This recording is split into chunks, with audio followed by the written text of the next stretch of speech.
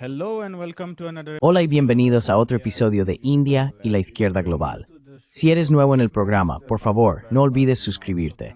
También puedes considerar hacerte miembro de YouTube, apoyar en Patreon o donar una pequeña cantidad usando el enlace en la caja de descripción.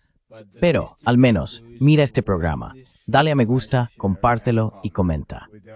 Sin más preámbulos, déjame dar la bienvenida a nuestro invitado de esta noche, el ex embajador de Estados Unidos, Chas Freeman. El embajador Freeman es un diplomático estadounidense retirado, autor y comentarista de geopolítica. Embajador Freeman, bienvenido de nuevo a India y la Izquierda Global. Encantado de estar contigo, Chas.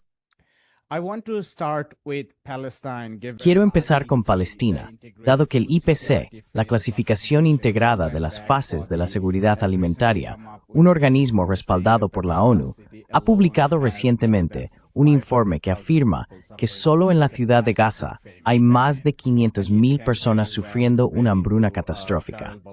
Y es muy probable que esto se extienda a Deir al-Balah y Khan Yunis el próximo mes, donde los israelíes están debatiendo expandir su operación militar desde Gaza, el corredor de Morag en el sur y Netzarim en el norte. El informe señala que esto no se debe únicamente al fracaso en la distribución de ayuda y al colapso del mercado, los mecanismos comerciales a través de los cuales la comida llega a la gente, sino también a un colapso y destrucción catastróficos del 98% de las tierras de cultivo y de más del 90% del ganado. ¿Cuál es su valoración de lo que ocurriendo en Gaza en este momento?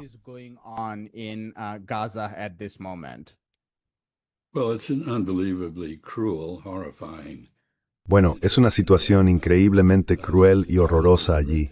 Esto es completamente deliberado. Está causado por varios factores. El principal es el bloqueo de alimentos y otra ayuda humanitaria a los habitantes de Gaza. Esto se ve reforzado por la acción voluntaria de colonos israelíes individuales que, cuando los camiones se acercan al paso fronterizo de Gaza, a menudo asaltan los camiones y destruyen los alimentos y otros suministros que llevan. Así que esto no es solo un caso de genocidio por parte del gobierno israelí. En realidad, es un genocidio llevado a cabo por israelíes comunes contra los palestinos allí. Hay un segundo factor, y es, por supuesto, que Israel ha destruido la gobernanza efectiva de Gaza, que Hamás mantuvo sorprendentemente ordenada durante mucho tiempo.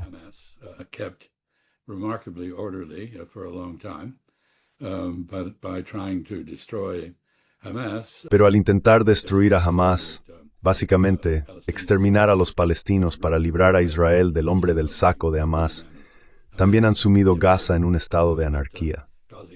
Por último, los israelíes también parecen haber estado colaborando activamente con bandas palestinas que se aprovechan del sufrimiento de sus propios compatriotas, apoderándose de alimentos y otros suministros si es que logran entrar en Gaza, y básicamente distorsionando el mercado, comportándose como las bandas criminales que son. Así que esta es una situación espantosa, y mencionaste a las aproximadamente 500,000 personas al borde de la muerte por inanición en la ciudad de Gaza. Entre ellas hay 130,000 niños. Y nos dicen que incluso si ahora se introduce ayuda, muchos de esos niños morirán. Y si no hay ayuda, todos morirán de hambre.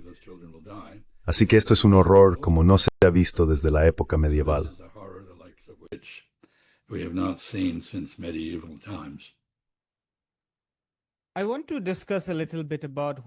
Quiero hablar un poco sobre cómo los medios de comunicación principales, los medios occidentales, han estado describiendo las negociaciones lideradas, digamos, por el estadounidense palestino Avisar Ababa, junto con Qatar y Egipto, que están hablando con Hamás y luego transmitiendo información a Steve Witkoff, quien a su vez está hablando con Netanyahu. Es decir, esa es la impresión que estamos recibiendo. Y a menudo se presenta como una negociación, mientras que Maariv, el periódico israelí, hoy dice que Netanyahu planea continuar con esto, y citan fuentes militares israelíes, porque en el momento en que detenga esta guerra, su gobierno se derrumba. Y estamos viendo estas enormes divisiones dentro de la sociedad israelí.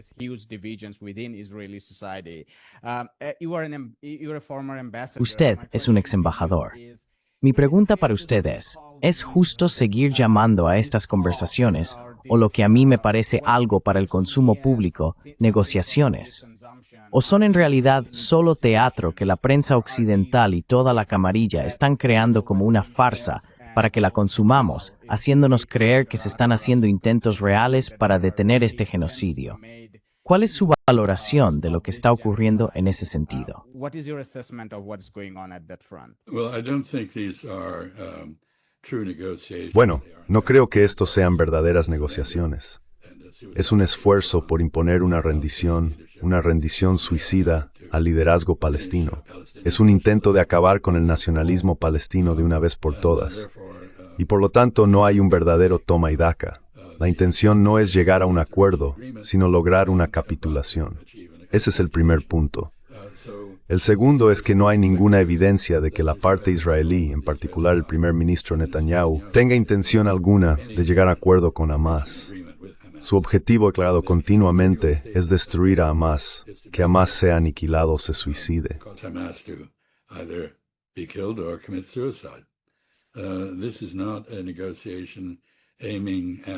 Esto no es una negociación que busque un verdadero entendimiento. Y el tercer punto es, por supuesto, que tienes toda la razón. Los medios occidentales, y en particular los estadounidenses, siguen participando en una extraña mezcla de encubrimiento y pensamiento ilusorio respecto a estas interacciones.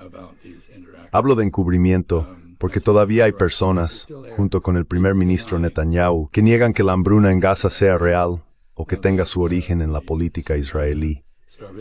Al mismo tiempo, por supuesto, otros miembros del gobierno israelí están declarando abiertamente que todos los palestinos deberían ser asesinados.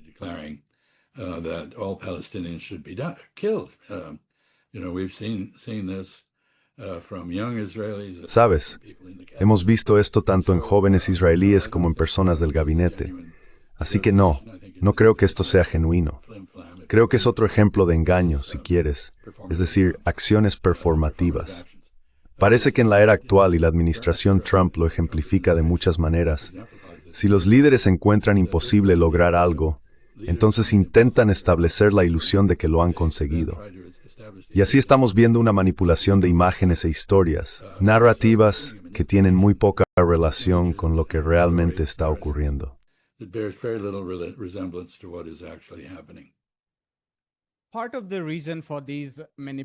Parte de la razón de estas manipulaciones es también una enorme división en Occidente, tanto en Estados Unidos como en Europa, entre, digamos, la opinión popular sobre cuestiones de Israel y Palestina en la actualidad y lo que han hecho las élites gobernantes. Hay algunas encuestas en Estados Unidos que indican que quizá hasta 2/3 de la población se han vuelto en contra de las atrocidades israelíes en Palestina. Estamos viendo tendencias similares en Europa, y parte de esto se refleja en por qué países como Francia y el Reino Unido están diciendo que van a reconocer el Estado palestino o están condenando el asentamiento E1 en la Cisjordania ocupada. Mi pregunta para usted, embajador, es: ¿cuánto tiempo cree que las élites gobernantes en Occidente podrán convivir con estas contradicciones? Estamos cerca de un punto de inflexión en el que pronto tendrán que reconciliar esta enorme división. ¿O cree que esto puede seguir así mientras la clase multimillonaria mantenga el control sobre la política estadounidense?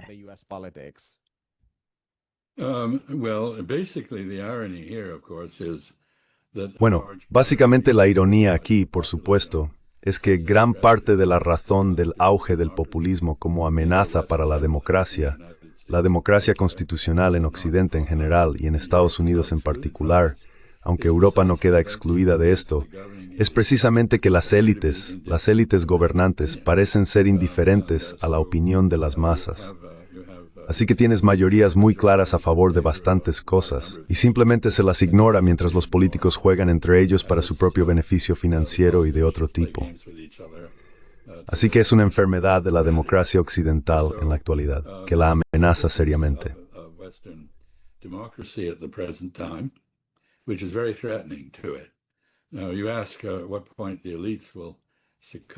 Ahora preguntas en qué momento las élites sucumbirán o se someterán a la opinión popular.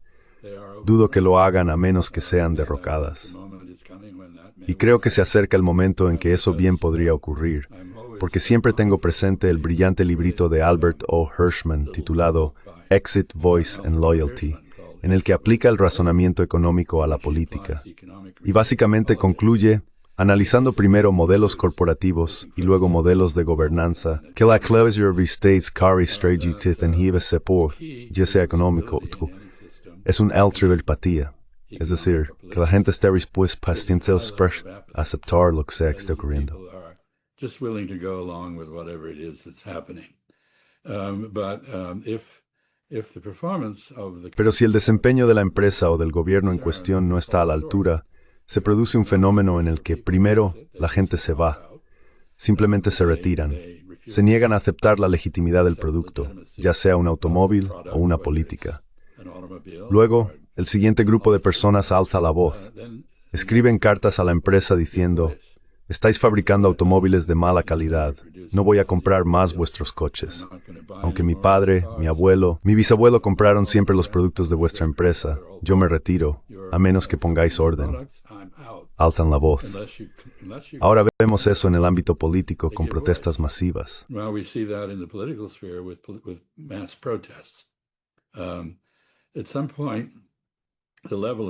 En algún momento, el nivel de apatía cae por debajo del umbral en el que se puede mantener la estabilidad. Y eso es, creo, lo que realmente está ocurriendo. Así que esta es una situación muy inestable en Estados Unidos y en otros lugares. Se pueden ver las consecuencias de esto. De hecho, el presidente Trump, que llegó al poder montado en esta ola populista, ahora está luchando por mantener su propia base mientras toma decisiones, o deja de tomarlas, que son firmemente apoyadas u opuestas por miembros de su propio culto, por así decirlo. Así que creo que es una excelente pregunta, pero pienso que estamos entrando en una situación pre-revolucionaria en las democracias constitucionales de Occidente.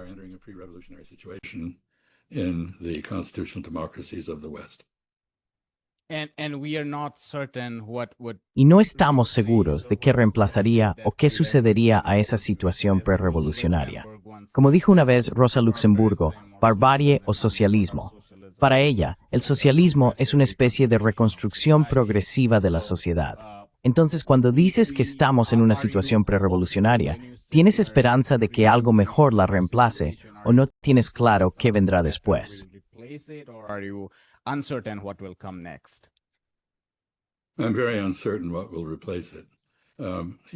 Estoy muy inseguro sobre qué lo reemplazará. Sabes, creo que lo aprendí muy pronto. Estaba en la Facultad de Derecho de Harvard y tenía 20 años. Era menor de edad, realmente demasiado joven para estar en ese entorno tan duro. Pero uno de mis compañeros de clase era un hombre mucho mayor, de unos 20 y tantos o 30 y pocos años, que había participado en la invasión de Bahía de Cochinos, un cubano, y había sido rescatado de Cuba a cambio de un tractor. Había sido abogado en La Habana antes de su desafección y participación en esa operación de cambio de régimen. Tuvo que ser reciclado en el derecho común, porque como sabes, el derecho civil y el derecho común, aunque a menudo llegan a las mismas conclusiones, tienen mecanismos procesales muy diferentes para hacerlo. Así que estaba siendo reciclado. Y entonces, Ngo Dinh Diem, el presidente de Vietnam del Sur, fue asesinado por Estados Unidos.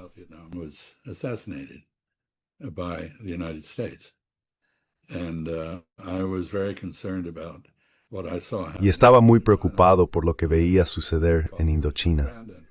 Tomé un café con mi amigo y le dije que estaba muy satisfecho porque esperaba que ahora Vietnam del Sur pudiera tener un liderazgo decente y atractivo que realmente pudiera sostenerlo como Estado. Y recuerdo lo que me respondió. Me dijo: ¿por qué supones que el sucesor será mejor que la persona que ha sido derrocada? Y siempre he recordado eso, porque realmente no tienes idea. Dicho esto, existe la posibilidad, se puede ver en la política de Nueva York con Mamdani, de que los mecanismos electorales que están diseñados para permitir y facilitar los cambios de gobierno puedan funcionar. Y podríamos tener algo radicalmente diferente surgiendo en cuanto al contenido ideológico de nuestro gobierno.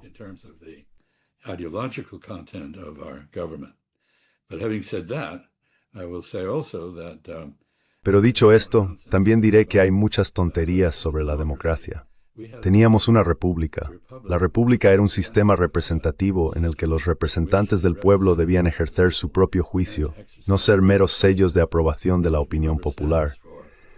No teníamos un gobierno que funcionara por referéndum. Mucho de eso ha cambiado. Pero la esencia del gobierno era la restricción constitucional del poder gubernamental y el Estado de Derecho, la justicia procesal, si se quiere. Es decir, el debido proceso. La idea de que el resultado de una deliberación o de la formulación de una política, la legitimidad de ese resultado, debe determinarse por si el proceso fue justo o no.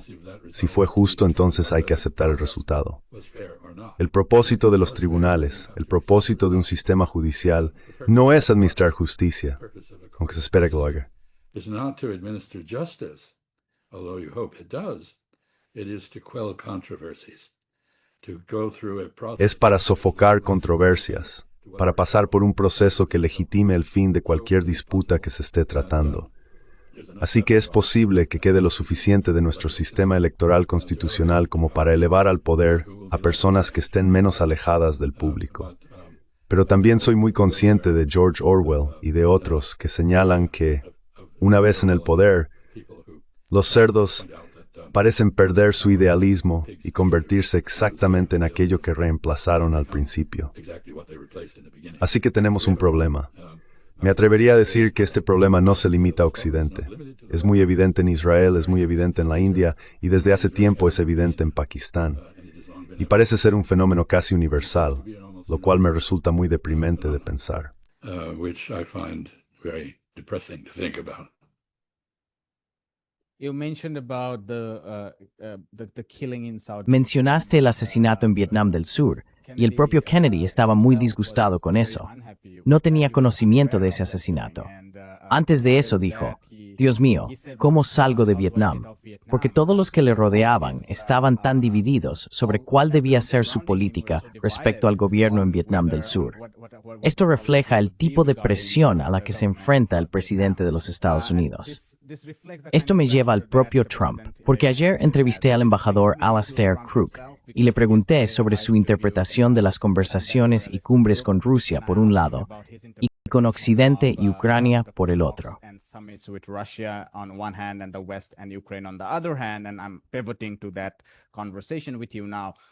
Y ahora estoy cambiando a esa conversación contigo. Él dijo que según su entendimiento, una razón significativa por la que Trump de repente se está abriendo a Putin y desechando el plan Killock, que era básicamente el plan occidental de toda la vida, es que Trump está bajo una presión tremenda de su base MAGA. Por un lado, está la incapacidad de cambiar la situación en Gaza, pero más importante aún, lo que está ocurriendo con el expediente Epstein. Así que tengo mucha curiosidad por tu interpretación de estas conversaciones, negociaciones y cumbres con Rusia por un lado y con Occidente y Ucrania por el otro.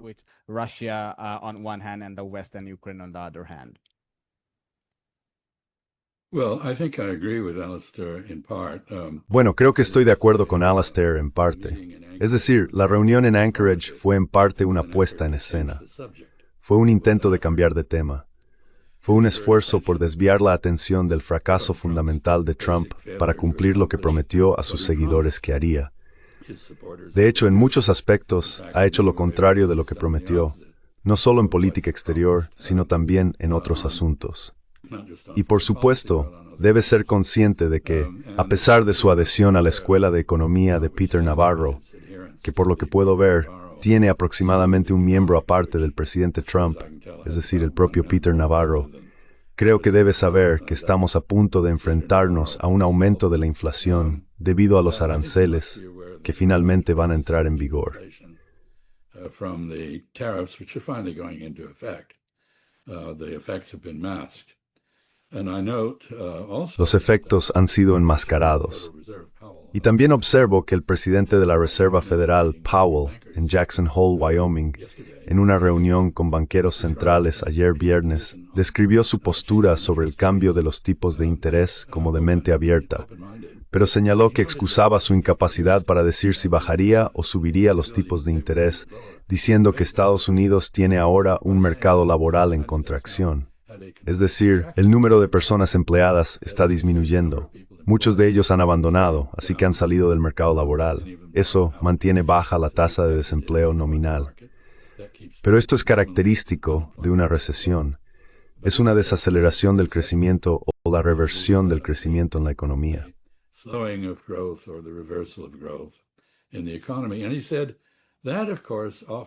Y él dijo que, por supuesto, eso compensa la inflación. Así que por un lado tenemos inflación, por otro lado tenemos un crecimiento económico en declive. Esa es la definición de manual de esta inflación, lo cual no es algo bueno. No es algo bueno.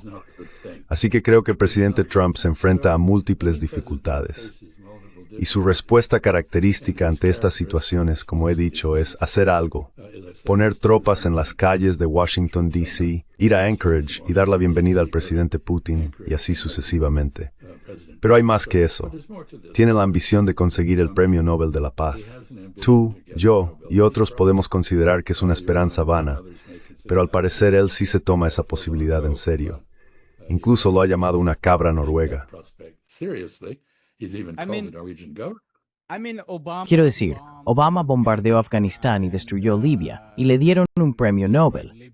Así que nunca se sabe.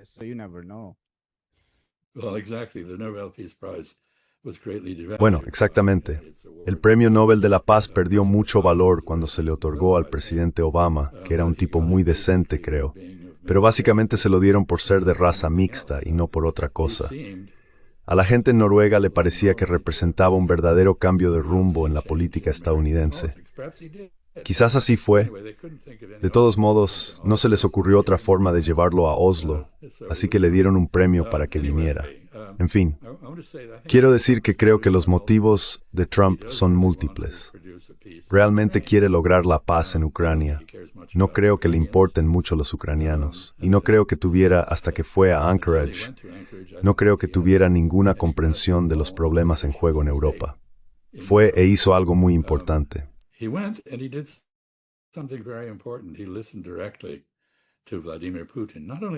Escuchó directamente a Vladimir Putin. No solo eso, saludó a Vladimir Putin como a un igual. Quiero decir, no podría haber un contraste más marcado que ese entre su saludo a Putin en Anchorage y su actuación como director de escuela ante un grupo de alumnos rebeldes, los 7 enanitos europeos, que acudieron al despacho oval para ser reprendidos y embaucados por el gran maestro, el presidente Trump. Así que se le ha criticado por conceder igualdad al presidente Putin. Creo que eso fue exactamente lo correcto. Abre la puerta a la paz. No crea un proceso de paz. Y está claro que hay cierta confusión tras esa reunión, como siempre ocurre en los encuentros con Trump.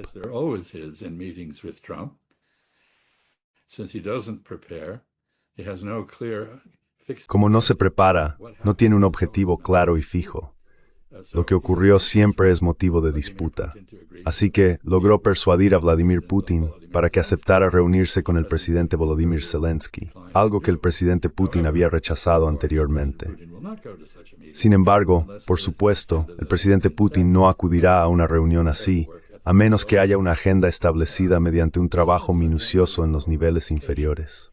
Las cumbres suelen servir para ratificar decisiones que se han elaborado en niveles inferiores bajo la orientación de los líderes. No son, ya sabes, para negociar desde cero. Y sin embargo, eso es exactamente lo que hizo el presidente Trump en Anchorage. Así que salimos de eso. Además, al parecer, también malinterpretó la referencia rusa a las garantías de seguridad.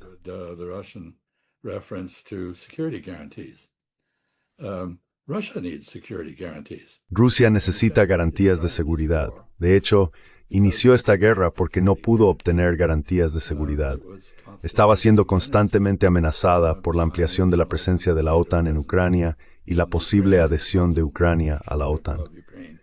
Y creo que en realidad una de las cosas más interesantes y reveladoras es la discusión actual sobre las garantías de seguridad, que parece ser completamente militar y totalmente inaceptable para Rusia. Es decir, los europeos afirman que pondrán tropas sobre el terreno en Ucrania, y el presidente Trump insinúa que podría autorizar un enfoque de zona de exclusión aérea sobre Ucrania, patrullándola desde el aire con aviones estadounidenses, nada de lo cual tiene la más mínima posibilidad de ser aceptado por los rusos. Precisamente por esto fueron a la guerra. This is exactly why they went to war. They're not going to give up their objective of No van a renunciar a su objetivo de eliminar la amenaza que perciben de Ucrania.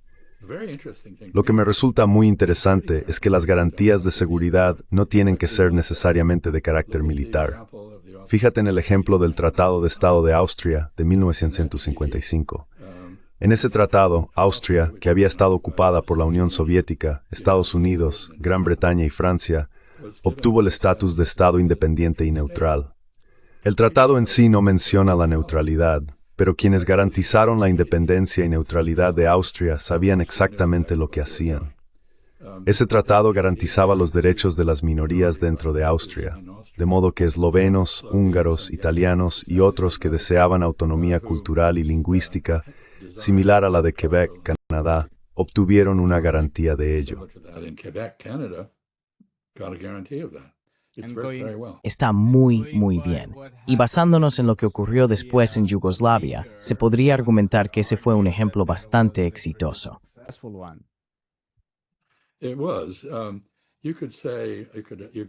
Se podría decir que hay otros ejemplos. Suiza, en 1820, las potencias europeas acordaron la independencia y neutralidad de Suiza, y eso ha perdurado con mucho éxito. Ahora parece que Suiza está deslizándose un poco hacia una alineación con la OTAN, pero aún así eso se mantuvo. Creo que en la década de 1880, la neutralidad e independencia de Bélgica fueron reconocidas por las potencias relevantes como un estado tapón. Así que existen ejemplos de garantías respaldadas por la posibilidad del uso de la fuerza, pero sin implicar despliegues militares.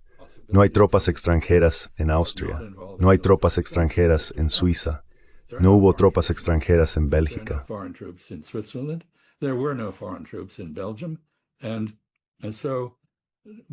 Entonces, ¿por qué este debate sobre las garantías de seguridad no aborda las cuestiones de fondo, que son cómo se puede evitar que los rusos perciban una amenaza por parte de Ucrania y de Occidente? ¿Cómo se puede evitar que Occidente perciba una amenaza por parte de Rusia?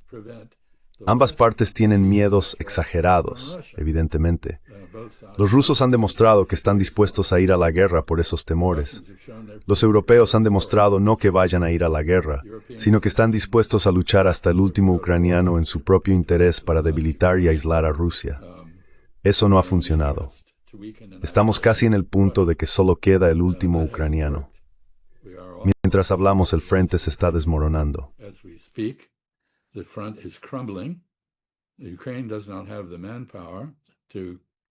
Ucrania no tiene suficiente personal para continuar esta guerra. Recientemente hubo un supuesto hackeo, al Ministerio de Defensa ucraniano, que reveló documentos que parecen ser auténticos. Quiero decir, cuando los vi por primera vez, pensé que era difícil de creer, pero documentan una combinación de muertos en combate, desaparecidos en combate, deserciones y fugas, que suman 1,7 millones de ucranianos en los últimos 3 años y medio. Esto corrobora lo que la mayoría de los expertos militares que han examinado el tema sin la propaganda occidental, la propaganda ucraniana transmitida y amplificada por Occidente, han dicho que las bajas ucranianas han superado con creces a las del lado ruso.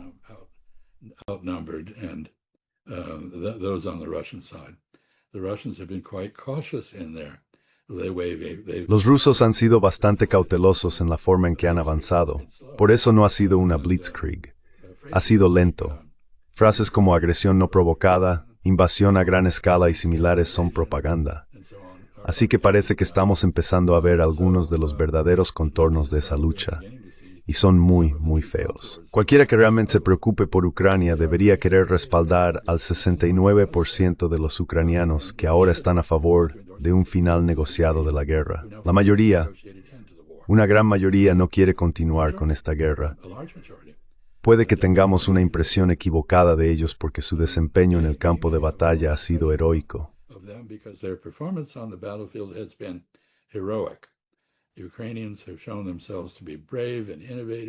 Los ucranianos han demostrado ser valientes, innovadores y hábiles en la guerra, pero no es suficiente.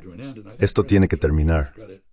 Creo que el presidente Trump, en su mérito, lo reconoce y lo ve como una oportunidad, Su problema es que está rodeado de personas incompetentes que amplifican su propia incompetencia en lugar de corregirla y que le dicen lo que quiere oír. Cuando le dicen algo que no quiere escuchar, los despide o los margina. Vemos que el jefe de la Agencia de Inteligencia Defense War acaba de ser despedido por Freedom y destruyó el programa orden. En mi opinión, no es manera de dirigir un gobierno. Earlier, No way to run a government, in my one of the chiefs of the labor. Anteriormente, uno de los jefes de la oficina de trabajo fue despedido cuando salieron algunos de estos datos del mercado laboral. Y también se puede decir que básicamente Tulsi Gabbard, cuando dio una respuesta políticamente incorrecta, también fue apartada. gave a wrong, a politically She incorrect answer capitulated. to a question. La pregunta ha sido ignorada. Y ahora la ves haciendo todo tipo de cosas extravagantes para volver a ganarse el favor del gran hombre en la Casa Blanca. Man in the White House. Apart from the Aparte del grupo incompetente de personas que le rodea, también existen contradicciones estructurales en esta negociación de paz. Una, como mencionaste, es que todo el entendimiento sobre la renegociación del marco de seguridad en Eurasia está completamente malinterpretado o ignorado en Occidente. Rusia ha estado diciendo constantemente, y ahora de manera muy explícita, tanto el ministro de Asuntos Exteriores Sergei Lavrov como otros, que cualquier negociación sobre el marco de seguridad tendría que involucrar definitivamente a Rusia y potencialmente también a China. Pero Occidente, incluido el actual gobierno ucraniano, lo ha estado negando constantemente. Ukrainian government, they have been constantly denying that. So that's one set of contradictions, which Así que ese es un conjunto de contradicciones que pensadores realistas como el profesor Mearsheimer dirían que son irresolubles. Por supuesto, hay otros que son más constructivos. Por ejemplo, entrevisté al profesor Nikolai Petrov, y él dijo algo en la línea de lo que acabas de exponer, que ha habido precedentes en la historia donde pueden existir múltiples acuerdos. No tiene por qué ir en una dirección u otra, así que no tiene por qué ser un obstáculo, aunque lo parezca. Pero luego está también la cuestión territorial. But then there is the land question as well. Russia has been reiterating now that Rusia ha estado reiterando que Ucrania debe ceder Luhansk y Donetsk, y el Moscow Times y otros medios informan constantemente sobre nuevas aldeas en Luhansk y Donetsk que son capturadas por el lado ruso. Esto iría acompañado de la congelación de posiciones en Zaporilla y Gerson. Pero la parte ucraniana y el profesor Mearsheimer dicen que es imposible que alguien en Kiev acepte eso por razones políticas. Así que eso también parece ser una gran diferencia. ¿Cuál es su valoración sobre estos cambios, este conjunto de contradicciones? ¿Son resolubles si diplomáticos y negociadores astutos se involucran o cree que por razones políticas son irreconciliables?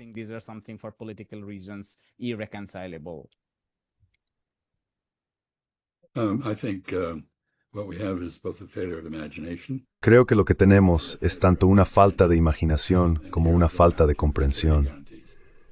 Y aquí vuelvo a las garantías de seguridad. ¿Qué se supone que deben garantizar? Si deben garantizar una Ucrania independiente y neutral, que no sea hostil hacia Rusia, si le gusta a Rusia o no es otra cuestión, pero que no sea abiertamente amenazante para Rusia, Rusia lo garantizará. Y otros también deberían querer garantizarlo, porque el lugar ideal para Ucrania en la arquitectura de seguridad europea es como un colchón y un puente entre la parte rusa de Europa y la otra parte de Europa. Así que la pregunta es, ¿por qué los europeos siguen proponiendo acuerdos que básicamente garantizan la confrontación y la guerra continuas? Basically guarantee continued confrontation and war. We started after the end of the Cold War. There was a phrase, George. Empezamos después del final de la Guerra Fría. Había una frase que usaba George W. Bush, Europa entera y libre. Irónicamente, hemos acabado dividiendo Europa, y todo lo que era libre ahora está en peligro. Por supuesto, Ucrania ya no es una democracia, si es que alguna vez lo fue. Así que podríamos hablar de eso, pero creo que es bastante obvio. Si no tienes partidos políticos legales, si no hay libertad de expresión, si puedes ser reclutado a la fuerza en el ejército, si no puedes ir a la iglesia de tu elección porque la iglesia ortodoxa rusa clásica ha sido prohibida, si se queman libros, si los idiomas son regulados por el gobierno, como ocurre en Ucrania, eso no es una democracia. Así que podemos olvidarnos de eso.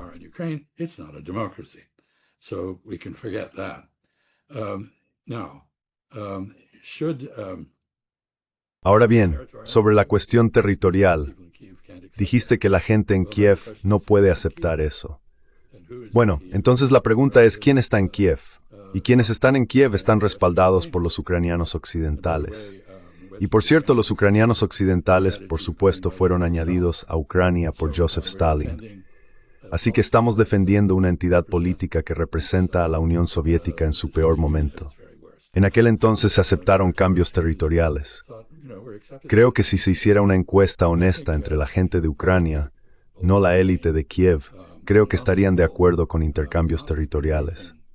De hecho, he visto algunos reportajes de las zonas de Donetsk que aún están ocupadas por Ucrania, donde la gente dice, mira, solo quiero que la guerra termine. No me importa de qué país forme parte. Déjenme en paz.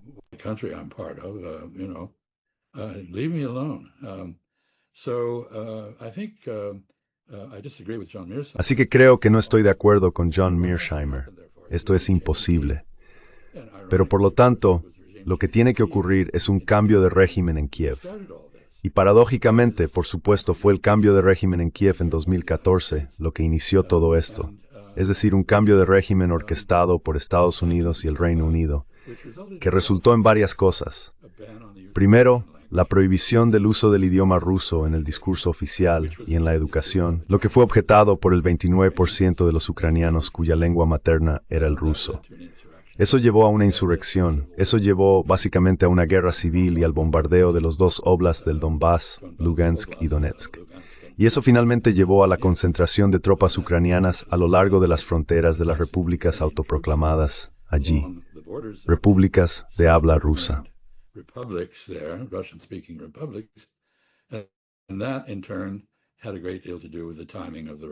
Y eso a su vez tuvo mucho que ver con el momento de la invasión rusa. Así que volvemos al cambio de régimen como catalizador. La segunda cosa que ocurrió en 2014, por supuesto, fue la perspectiva de que Sebastopol, donde los rusos han tenido una base naval durante más de 200 años, iba a ser entregada a la OTAN. ¿Y cómo podían los rusos considerar que eso era un desarrollo aceptable? Así que creo que nada es imposible, pero el liderazgo actual en Kiev no aceptará la paz. Y dudo mucho que las discusiones de bajo nivel que allanarían el camino para una reunión entre Putin y Zelensky lleguen de hecho a producirse. Lo que sí ocurre son discusiones técnicas sobre cosas como el intercambio de cadáveres y prisioneros de guerra y poco más.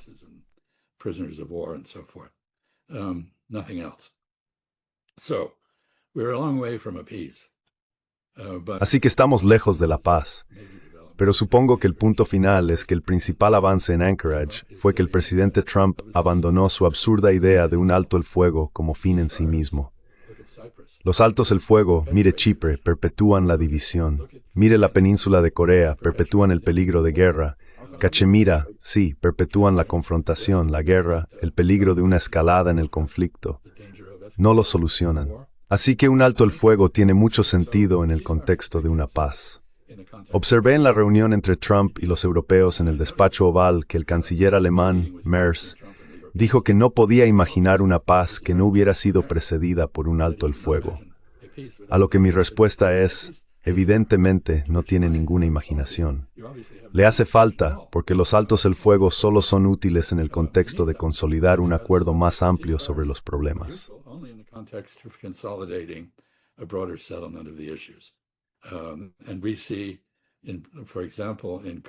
Y vemos, por ejemplo, en Kosovo y en Bosnia-Herzegovina, las consecuencias de no resolver cuestiones más amplias y en su lugar establecer treguas.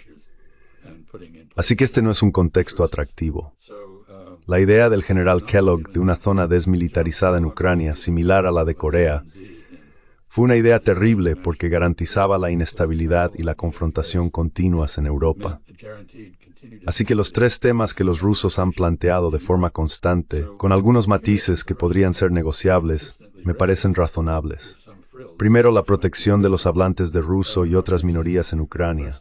Eso es coherente con las normas de la Organización para la Seguridad y la Cooperación en Europa. Es coherente con la Constitución ucraniana original y tiene sentido. Por supuesto, ahora los rusos han llegado a la conclusión de que la única manera de proteger a los hablantes de ruso en las zonas de mayoría rusoparlante es anexionarse los 4 oblasts, o al menos partes en el este. At least parts of them in the east. Second, neutrality and no membership in NATO, no foreign. En segundo lugar, la neutralidad y la no adhesión a la OTAN. No habrá tropas extranjeras en Ucrania. En otras palabras, Ucrania no supondrá una amenaza para Rusia ni para el resto de Europa. Y la gente olvida la segunda parte de la neutralidad, que es que los rusos también deben marcharse, si ese es el caso. Y el tercer asunto, por supuesto, es el que no hemos abordado en absoluto, salvo de forma periférica en esta discusión, y es la cuestión de cómo introducir estabilidad y paz en Europa. Europa no está en paz. Europa está dividida. Europa está dividida entre rusos, europeos y estadounidenses. Y aquí creo que el presidente Trump hizo algo más bien importante como gesto hacia su base MAGA en Anchorage. Básicamente preparó una situación en la que podría decir, de acuerdo, europeos, ¿queréis continuar con esta lucha?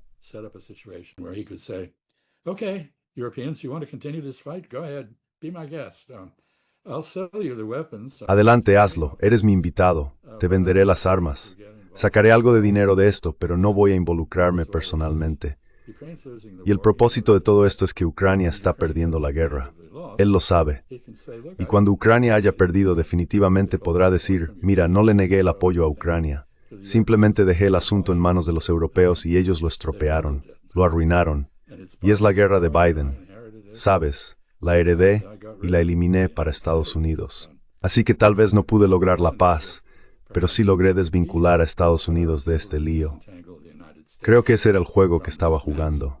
Y por supuesto, no es tan fácil, porque los europeos parecen ser irremediablemente estúpidos y belicistas. Seem to be terminally stupid and warlike. Your comment on MERS. Tu comentario sobre Merkel, la canciller alemana, coincide con lo que dijo el ministro de Asuntos Exteriores ruso, Sergei Lavrov, sobre los europeos en general en aquella reunión colectiva. No utilizó las palabras falta de imaginación, pero afirmó que además de carecer de ética y demás, les faltaba pensamiento constructivo. Tienen un plan para continuar la guerra. No, they have a plan for continued war. Right. They do not have a plan for peace. It's that simple. No tienen un plan para la paz. Es así de simple. Deberían estar pensando en su propio bienestar.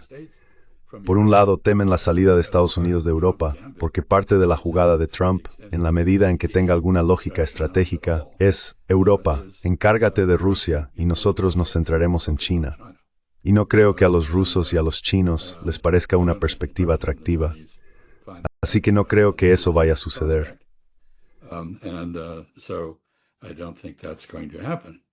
And in fact, I think part of the answer for Europe, De hecho, creo que parte de la respuesta para Europa, cuando y si vuelve a reflexionar, en lugar de limitarse a aparentar, cuando y si las élites vuelven a escuchar a las masas, en lugar de ignorarlas, parte de la respuesta será la autonomía estratégica para Europa.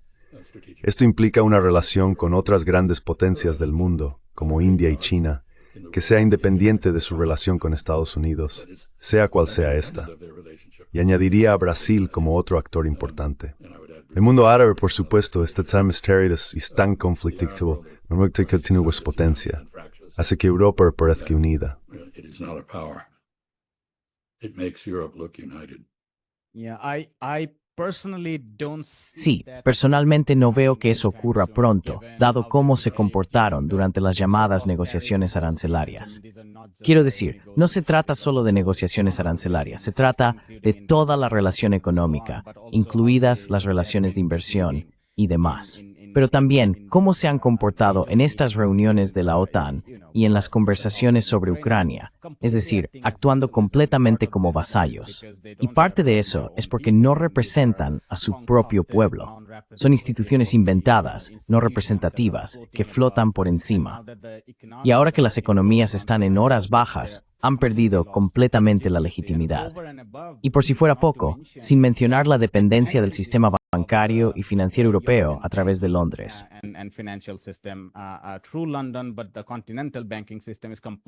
Pero el sistema bancario continental está completamente conectado con Wall Street.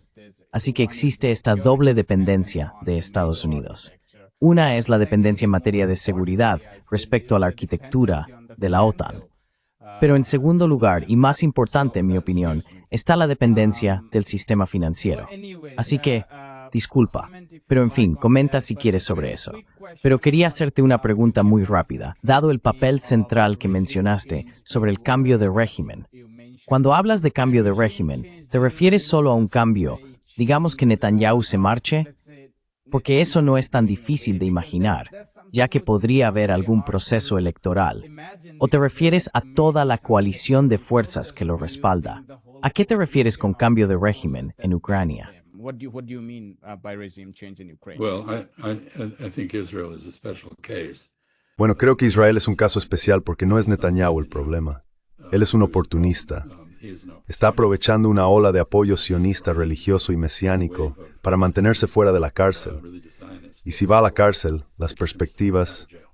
¿He dicho Israel?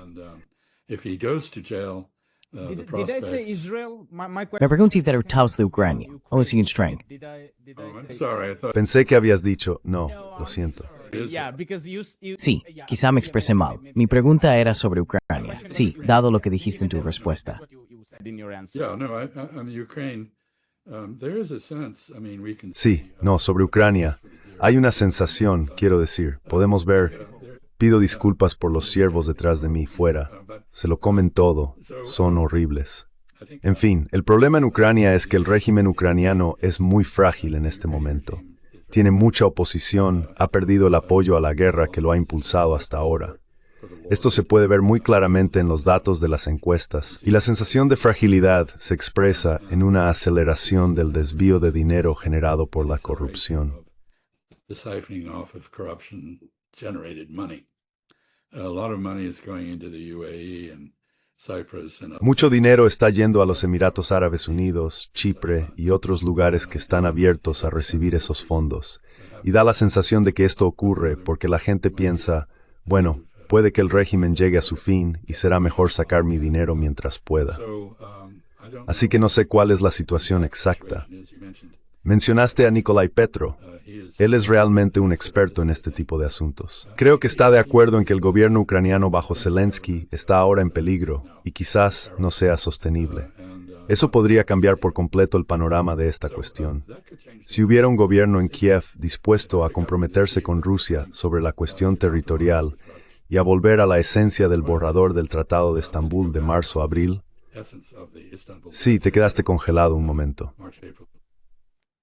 Yeah, you froze for a while. Yeah, no, can you continue? Sí, claro, puedes continuar desde aquí.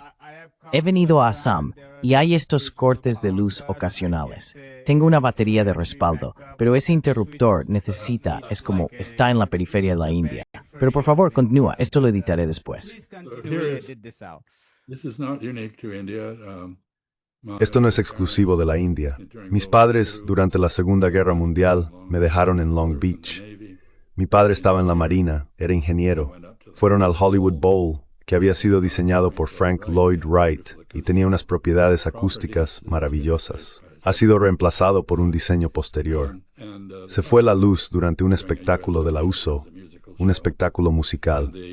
Pidieron un voluntario con una voz potente y sin inhibiciones. Y mi padre se ofreció para presentar el espectáculo. Subió y lo presentó con tanto éxito que lo asignaron como agregado naval en Hollywood durante el resto de la guerra, lo cual era un lugar mucho mejor que estar en un barco en el Pacífico Sur. On a ship in the South Pacific. Anyway, so power cuts, yes, of course. De todos modos, los cortes de energía, sí, por supuesto. No, Creo que el régimen en Ucrania, y por régimen me refiero al sistema de gobierno tal como existe ahora, no solo a las personalidades, la dominancia de los ucranianos occidentales sobre la composición política del gobierno en Ucrania, creo que esto ahora está en peligro. No creo que la gente afirme simplemente que, así como la CIA y el MI6 conspiraron para derrocar al anterior gobierno neutral de Ucrania bajo el argumento de que se estaba acercando a una alineación con Rusia, ahora la gente sostenga que la CIA o el MI6 o ambos podrían orquestar otro cambio de régimen en Kiev. No lo espero, pero tampoco creo que sea necesario.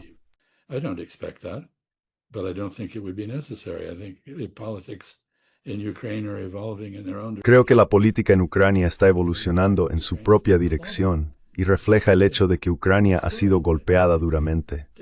Ha sido destruida, básicamente devastada. Su población es la mitad de lo que era cuando comenzó la guerra.